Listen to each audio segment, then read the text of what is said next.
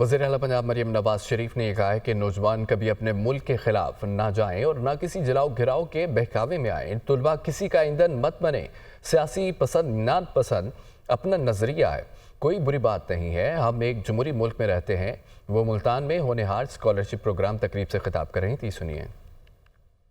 एक वादा मांगती हूँ और वो ये है, कभी अपने मुल्क के खिलाफ नहीं जाओगे।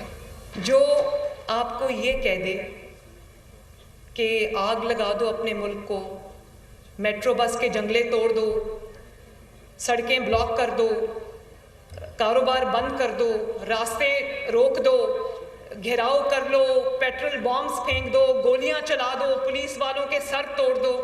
मेरे बच्चों, ये बात याद रखना, ये कोई सियासी बात नहीं है। एक माँ अपने बच्चों से बात करिए, इस बहकावे में कभी मत आना, किसी का ईंधन मत बनना।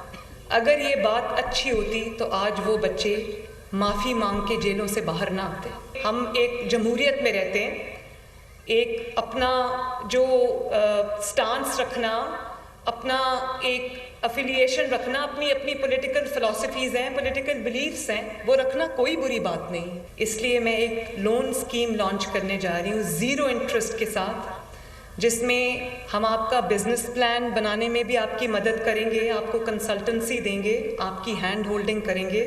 3 करोड़ रुपए तक का कर्जा जो है वो आपको मिलेगा, ताकि आप अपना बिजनेस इस्टेब्लिश करो, अपने स्टार्टअप्स इस्टेब्लिश करो।